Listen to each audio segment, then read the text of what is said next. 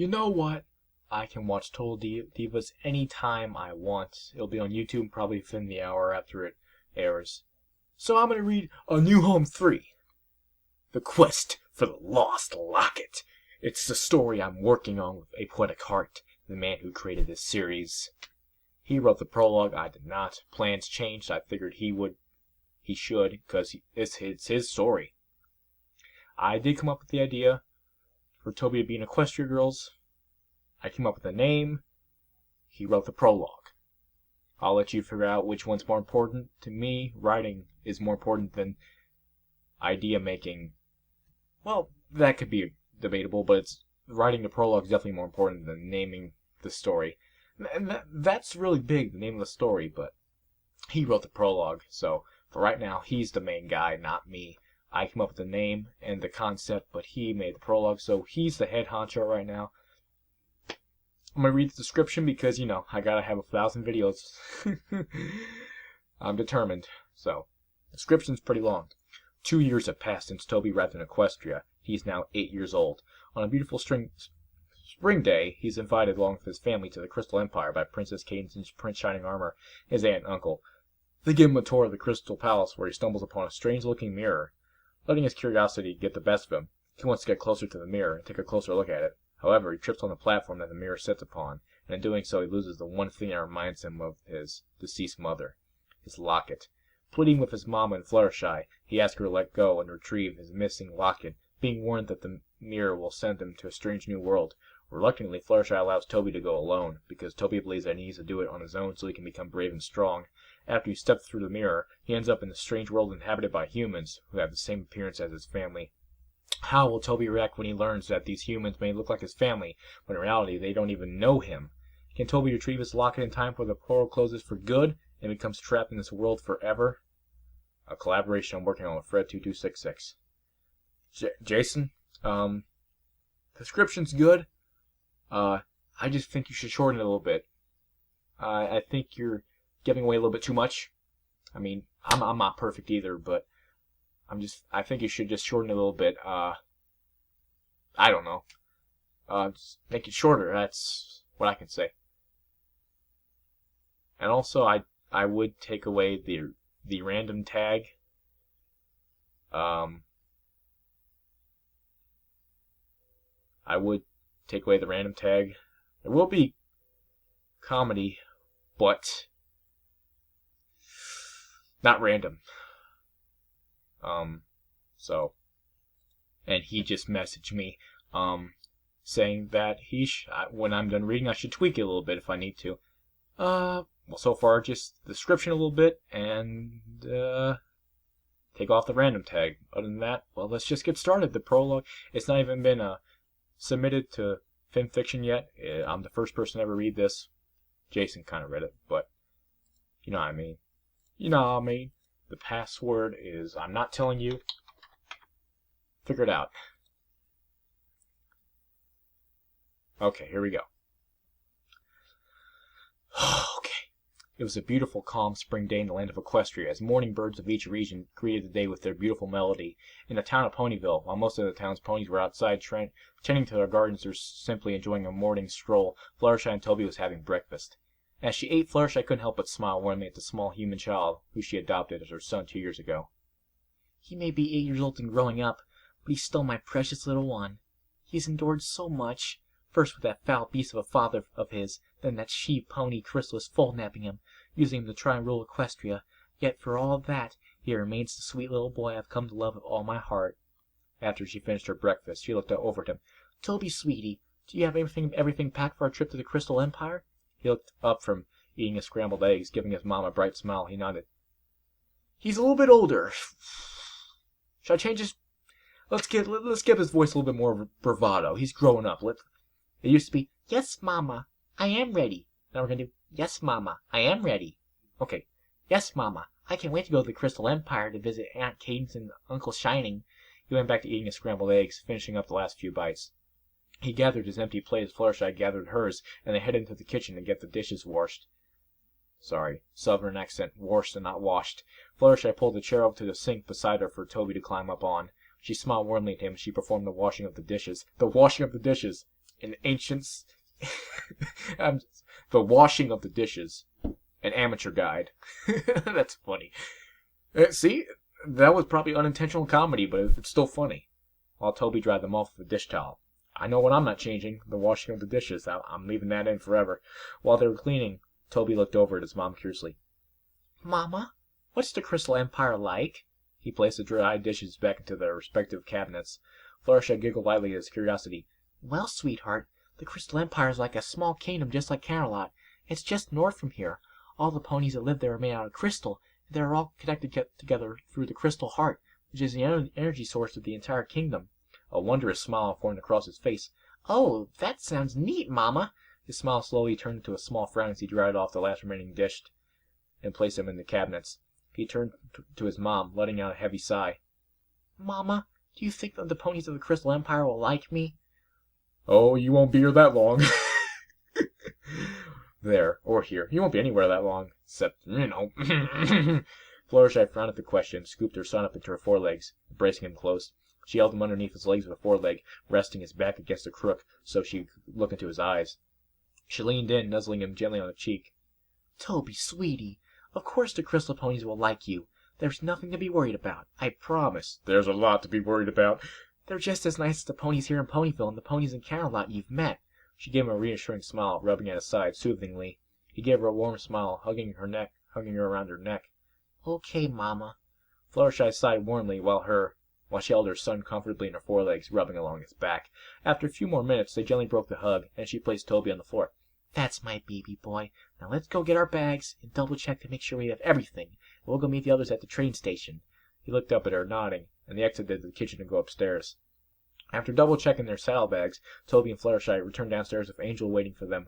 Toby smiled at the bunny, rubbing between his ears, causing Angel to thump his paw against the floor happily. I'll see you in a few days, Angel. I'll see you all, too. He looked to wave at the other animals that were inside, and they returned to wave with their paws and talons. Fluttershy leaned head down to give Angel a kiss. Oh, Angle! The kiss on top of his head. Angel, sweetheart, you're in charge while we're gone, okay? Angel cheered and saluted with a paw. Fluttershy let out a soft giggle, turning to look down at Toby. Are you ready, sweetie? He looked up at her with a soft smile, nodding. Yes, Mama. Fluttershy leaned on her forelegs to allow him to climb up on her back, and then she trotted out of the cottage. She turned to look at her animal friends. Goodbye, everyone. We'll be back in a few days. You will. She waved a hoof at them as they returned the wave, and the two headed toward the train station. As they arrived at the train station, they saw that the others were patiently waiting for them. Toby smiled happily at seeing his friends and family waving. Good morning, everyone. We're here. Already, he's getting more excited. Usually, he used to be like, hi, everyone. Here we are. There we go. Character development right off the bat. He expressed excitedly as Fluttershy leaned on her forelegs to let him climb off. Good morning, Toby! They all grinned in unison. The cutie mark crusaders galloped up to their little brother, swallowing him up in a big, warm hug. Toby sighed happily, giggling in the group hug. Good morning, my big sisters, he exclaimed. Good morning, our little brother, they said in unison, nuzzling at him on the cheeks and top of his head before breaking the embrace. Are you ready to go see the Crystal Empire, little buddy? Apple Bloom asked, reaching a hoof up to rub at his head. Toby giggled and nodded. Yes, I am, big sister Apple Bloom. I can't wait to see Aunt Cadence and Uncle Shining again, but also see the Crystal Empire, he smiled brightly. Sweetie Belle nuzzled at his cheek. I know you're going to love it, Toby. Although we weren't able to spend much time there last time, it'll be so much fun. It was still so much fun, I meant to say. She beamed with excitement, causing her horn to spark. Excuse me, Rarity gasped as she, Applejack, and Rainbow Dash trotted to the three fillies. What do you mean by last time, Sweetie Belle, darling? Sweetie Belle turned to look at her sister, giving a nervously awkward smile. Well, Rarity, She was cut off by Scootaloo, who pointed a hoof at Spike. It was Spike's brilliant idea to go to the Crystal Empire in the first place. She flapped her wings, giving the baby dragon a stern look and nod. You just had to come. Don't blame this on Spike. Twilight gasped, glaring at her assistant. Is this true, Spike? Her lips pursed with frustration, causing the baby dragon to shake nervously. She face-huffed herself. You know what? Never mind. We'll talk about this later. Right now, this is supposed to be a fun-filled trip, so when the train gets here, let's go to the Crystal Empire, she exclaimed as the others nodded in agreement. Yeah, that's what I like to hear. Pinkie Pie beamed bright as her eyes went wide. A huge face-splitting grin shone, and she shot randomly shot up into the air, causing fireworks to shoot off out of nowhere. Every pony along with Toby looked up in awe, yet bewildered at the pink pony's ability to do the impossible. Toby giggled lightly and gently pulled on his mother's saddlebags, whispering, "Mama." Fluttershy looked down at him with a warm smile. "Yes, sweetie?" She nuzzled at his cheek with a blushing smile. Toby blushed at being nuzzled. "How does Aunt Pinkie Pie do that?" Are you just now asking that?" He let out a soft giggle. Fluttershy turned to Pinkie, who was bouncing around giddily. She looked back down at her son. "Well, sweetheart, it's just Pinkie being Pinkie." She nuzzled at his nose, causing Toby to let out a giggle. The Friendship Express came pulling into the train station to a slow, steady stop. The passenger doors opened, and out trotted the conductor. "Welcome to the Friendship Express, folks! Do you have your tickets?" Twilight levitated a bundle of 10 tickets to the conductor. "Here you go, sir." He nodded at Twilight and the others. "Thank you, and welcome aboard the Friendship Express. May your traveling be safe and comfortable." He stepped aside to let them board the train. Toby walked up beside the big sisters. "Big sisters? Where's Silver Spoon and Diamond Tiara?" "Hopefully one of the two's dead." I'm kidding. He looked at them curiously with a sad smile. Well, you see, Toby, Diamond Tiara's dad got some vacation time off his job. He asked if Silver Spoon would like to go to Las Pegasus with him and Diamond, before we asked if she'd like to go with us with the Crystal Empire. Apple Bloom spoke for the other two, patting Toby on his back. "But she wanted to tell you that she will be thinking about you, and we'll be waiting for you to return." "She'll be waiting a while." He nodded. "Oh, okay. That's okay, though. I hope she has fun in Las Pegasus." He gives him a big smile, looking around at his family as they find a seat in the train. "I still have all my family with me. I know this is going to be fun." "That's right, buddy," Scootaloo said, flapping her wings proudly. She looked over to see Spike sitting alone on the opposite side of the train, with his arms crossed. "Everybody hates Spike." Bop bop. "Aw, what's wrong, Dragon Boy? You still upset that I ratted on you?" "I'd be. Fuck you, Scootaloo." The baby dragon huffed, turning his head up. I'm not talking to either three of you tattletales." He let out a puff of smoke in frustration. They dawed at the dragon's little temper as the conductor spoke up the intercom. "Next stop, folks, is the Crystal Empire." Suddenly the train started rolling along the tracks, departing from the Ponyville train station, starting a track through the Crystal Empire.